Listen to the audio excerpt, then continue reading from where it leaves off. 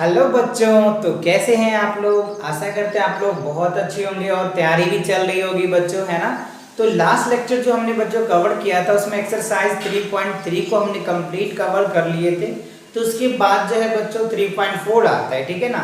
तो उससे पहले कुछ कॉन्सेप्ट है जो आपको समझना बहुत जरूरी है बच्चों, बिकॉज हमेशा की तरह बच्चों concept is the power. So let's now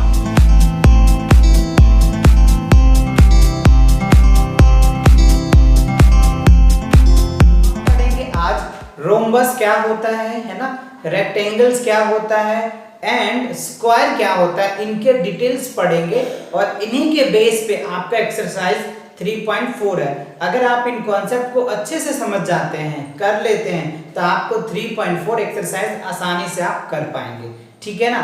चलो तो स्टार्ट करते हैं और देखते हैं क्या कहता है पैरेललोग्राम। पैरेललोग्राम क्या होता है ना, सॉरी रोम्बस बच्चों। रोम्बस क्या होता है, a parallelogram with all sides are equal is called rhombus. तो रोम्बस क्या होता है, जिनके ऑल साइड इक्वल्स होते हैं ना, उनको हम रोम्बस बोलते हैं। तो आपका क्वेश्चन आ सकता है सर स्क्वायर भी तो है। तो स्क्वायर का बच्चों अपना प्रॉपर्टीज होता है और रोम्बस का अपना अलग प्रॉपर्टीज होता है, वो भी आज के सेशन में हम डिस्कस करेंगे, इन डेप्थ करेंगे। फिर आप ये नहीं कर पाएंगे कि ये क्या है और ये क्या है, राइट। अगर इससे पहले की वीडियोस अगर आपने नहीं देखा है, जैसे हमने पैरेललोग्राम्स का बता रखा है, काइट्स का बता रखा है ना, तो उन सब का भी वीडियोस आप प्लेलिस्ट में जाइए और वहां से सभी 1 बाय 1 करके वीडियोस डले हुए हैं, आप वहां से आसानी से देख पाएंगे और अच्छे से एक्सेस करके आप अपने कॉन्सेप्ट को और बूस्टअप कर सकते हैं, ठीक है। चलो तो देखते हैं, देखो यहाँ पे रोम्बस है ना।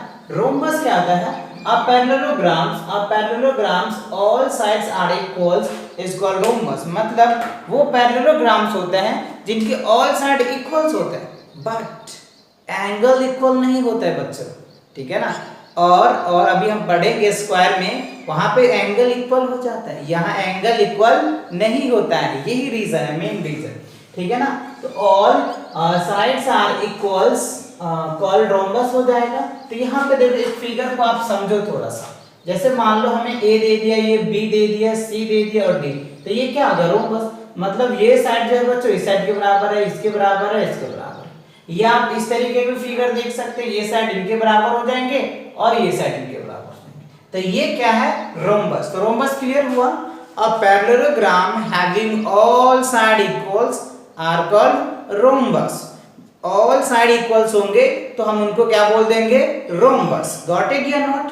ओके चलो अब देखते हैं इनकी प्रॉपर्टीज इट्स टू इंपॉर्टेंट बच्चों, प्रॉपर्टीज बहुत इंपॉर्टेंट है, आपको अच्छे से याद करनी है क्योंकि इन्हीं के बेस पे क्वेश्चन देखने को मिलेगा आपको, ठीक है। तो देखो प्रॉपर्टीज क्या है। पहला तो ये बात है बच्चों कि हमने जो पैरेललोग्राम की जो प्रॉपर्टीज पढ़े थे ना, उन्हीं के सब ये टाइप्स है। क्वाड्रिलेटरल जो पढ़े थे उन्हीं के सब ये टाइप्स है। तो वो जो प्रॉपर्टीज होंगे ये ऑलरेडी वो सब प्रॉपर्टीज उसको अबे करेंगे, है ना। तो पहला देखो प्रॉपर्टीज क्या है, अपोजिट साइड इक्वल्स।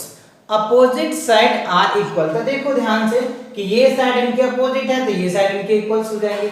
यानी कहने का मतलब ये कि डीसी जो होगा ना बच्चों वो एबी के बराबर हो जाएंगे एंड बच्चों डीसी जो एबी के बराबर हो जाएंगे और एबी जो है वो बीसी के बराबर होंगे। यही तो कह रहा है पहला properties, opposite sides are equals. Opposite side क्या है, ये साइड इनके अपोजिट है, ये साइड इनके अपोजिट है, या आप कह सकते हैं ये साइड इनके अपोजिट है, ये साइड इनके अपोजिट है, तो अपोजिट साइड है इक्वल्स।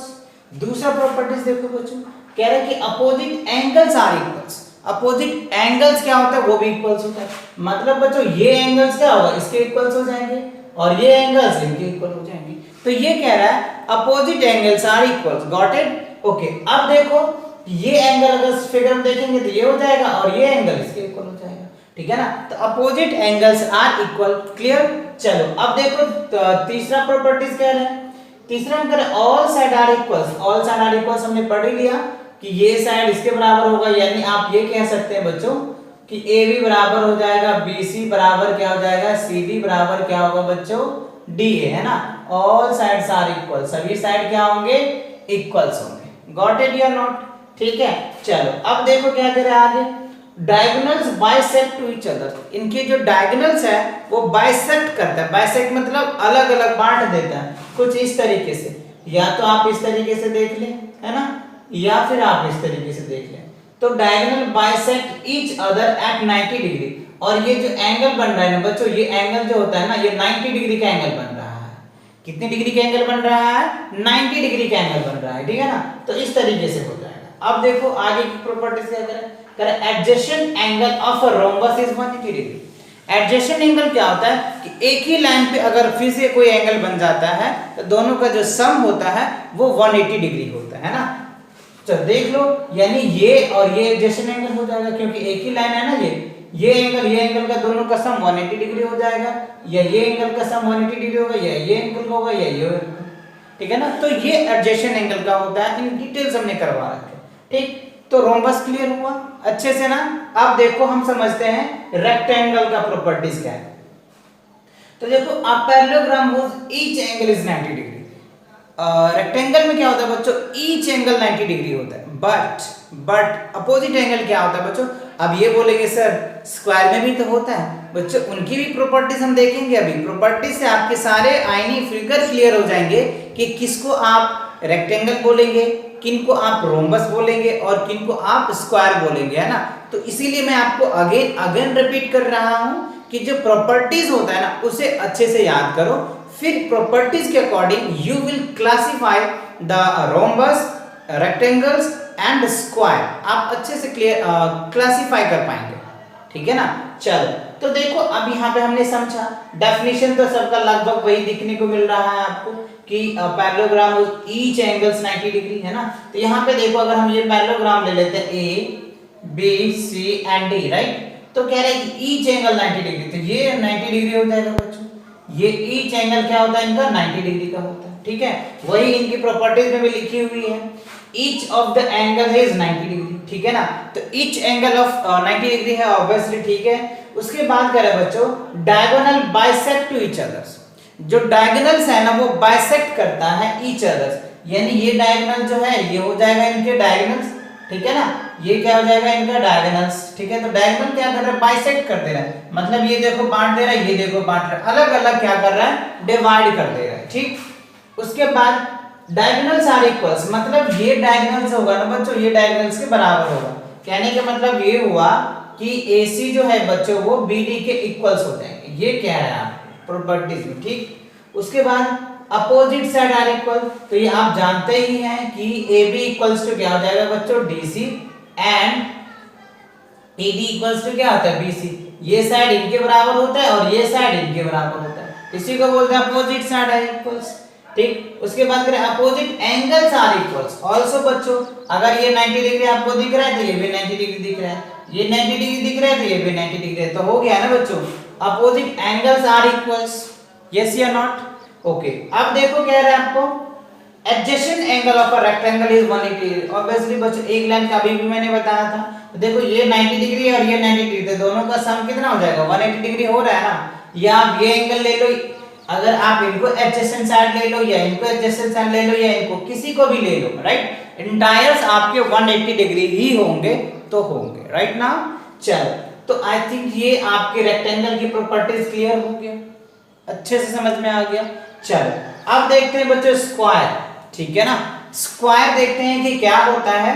तो देखो क्या हो रहा है, a parallelogram all side are equal, मतलब वो पैरेललोग्राम जो क्या होता है सभी का साइड इक्वल होता है। जैसे अभी मान लो हमने एक रेक्टेंगल ही ले लिया, राइट, रेक्टेंगल ले लिया, इसमें हमने क्या किया कि इसके पोर्शन को थोड़ा सा कट करके हमने ऑल साइड को इक्वल कर दिया, राइट। तो एक नया फिगर देखने को मिला, एक नया फिगर यानी स्क्वायर देखने को मिला कि हमने इनको मान लो A ले लिया, B ले लिया, C ले लिया, D ले लिया, सभी साइड को इक्वल करके देखा तो हमें क्या मिल गया, स्क्वायर मिल गया, ठीक है। क्या मिल गया, स्क्वायर। और ईच एंगल जो है वो 90 डिग्री हो गया। क्या हो गया बच्चों, ईच एंगल हमारा 90 डिग्री आ गया, राइट। चलो तो ये था हमारा कुछ स्क्वायर की कहानी कि हमने क्या किया, स्क्वायर के हमने रेक्टेंगल लिया था, उनके दो अपोजिट साइड इक्वल थे, यहाँ पे ऑल साइड को इक्वल कर दिया। तो सब बच्चों साइड का ही कमाल है, आप किस तरीके से उनको अरेंजमेंट करके ड्रॉ करते हैं, उनके अकॉर्डिंग उनके नाम इन्होंने क्लासिफाई कर दिया। ओके शो, तो ये क्लियर हुआ कि parallelograms all sides equals are called square, ठीक है। अब इनकी प्रॉपर्टीज को थोड़ा सा अच्छे से गो थ्रू करो क्योंकि ये बहुत अर्लियर क्लासेस से ही आ जाता है। तो पहला है ऑल साइड इक्वल्स, ऑब्वियसली बच्चों, यानी अगर ये हम ले लेते हैं ए बी सी, तो यहाँ पे क्या हो जाएगा, यानी ए बी इक्वल्स टू क्या हो जाएगा, B C equals to C A, C D equals to क्या हो जाएगा बच्चों, डी, है ना। ये सभी साइड्स क्या होंगे, इक्वल्स होंगे, और ईच एंगल 90 डिग्री, तो ईच एंगल 90 डिग्री होंगे, ठीक है ना। ईच एंगल क्या होगा, 90 डिग्री होगा, ठीक है। अब देखो बच्चों कह रहा है कि diagonal bisect to each others, इनका डायगोनल जो है बाइसेक्ट कर रहा है, ये बाइसेक्ट मतलब अलग अलग बांट देना, और ईच एंगल 90 डिग्री, है ना। ईच एंगल क्या होगा, एट 90 डिग्री पे, तो ये जो एंगल होगा यानी सेंटर्स होंगे वो कितनी डिग्री पे होंगे, 90 डिग्री पे होंगे। आया समझ में। चल आगे देखते हैं, कहते हैं कि डायगोनल्स आर इक्वल, ऑब्वियसली बच्चों ये जो डायगोनल्स होंगे ये डायगोनल्स इनके होते हैं, यानी क्वाड्रिलेटरल में कितने डायगोनल्स होते हैं बच्चों, 2 डायगोनल्स होते हैं। क्यों, क्योंकि मैंने इनके ट्रिक्स भी बता रखे हैं आपको, बहुत अच्छे से समझा रखे हैं, आप लोगों ने आगे किया भी था बच्चों, ठीक है ना। चलो तो डायगोनल्स हो गया, डायगोनल ईच अदर्स, ठीक है। डायगोनल्स आर इक्वल्स मतलब ये डायगोनल्स हो जाएगा, यानी आप ये कह सकते हैं AC इक्वल्स टू क्या हो जाएगा, DB, ये इनके क्या होंगे, डायगोनल्स होंगे। फिर opposite angles are equals, opposite angles are equals हो जाएगा बच्चों, ये एंगल इनके इक्वल हो जाएंगे, ये एंगल इनके इक्वल हो जाएंगे, ये एंगल। और एक प्रॉपर्टीज और आप चाहे तो लिख सकते हैं कि क्या, ये सेम प्रॉपर्टीज इसमें भी एप्लीकेबल होगा बच्चों, adjacent angle of a square is 180 degree, या सप्लीमेंट्री भी कह सकते हैं, है ना, क्योंकि आपने कॉन्सेप्ट पढ़ा है कि sum of 2 angle is 180 degree is known as a supplementary, है ना। तो आप सप्लीमेंट्री भी कह सकते हैं या फिर आप 180 डिग्री भी कह सकते हैं, कोई दिक्कत नहीं होगी, राइट। तो समझ में आ गए बच्चों, adjacent angle of rectangle is supplementary या 180 डिग्री, राइट। नाउ तो कवर हुआ, तो आई होप अब इसमें देखो बच्चों कि आप इनको अब समझ में आ गया तीनों प्रॉपर्टीज। अब इन तीनों में आप डिफरेंस को समझ सकते हैं, सिमिलरिटीज को समझ सकते हैं, राइट। चलो तो मैं आपको एक क्वेश्चन देता हूं और इसका क्वेश्चन का आंसर मुझे कमेंट करके आप बताएंगे बच्चों, ठीक है। क्या है क्वेश्चन, वो देखो। क्वेश्चन है बच्चों ये कि सिमिलरिटीज, ध्यान से समझो बच्चों, क्या है, स्क्वायर और रोम्बस में सिमिलरिटीज क्या है ना। आपसे पूछा जा सकता है कि चलो right the similar properties of rhombus and square. Question समझ में आया अच्छे से, फिर से मैं रिपीट कर रहा हूं, एक बार लिख लो, write the similarities of rhombus and square.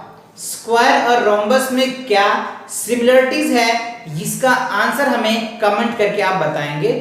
और दूसरा कि रोम्बस, पहला क्वेश्चन हो गया, दूसरा क्वेश्चन ये है कि रोम्बस और रेक्टेंगल में क्या सिमिलरिटीज है, ये हमें लिख करके कमेंट करके बताएंगे। और तीसरी जो रेक्टेंगल और स्क्वायर में क्या सिमिलरिटीज है, इसका मुझे कमेंट करके बताओगे, राइट। नाउ चलो अगर ये कॉन्सेप्ट आपको अच्छे से समझ में आया है तो आप जरूर कमेंट करेंगे मुझे, ठीक है बच्चों। तो इसी के साथ करते हैं आज के लेक्चर यहीं पे इन, मिलते हैं नेक्स्ट लेक्चर के साथ, तब तक के लिए take care and bye bye.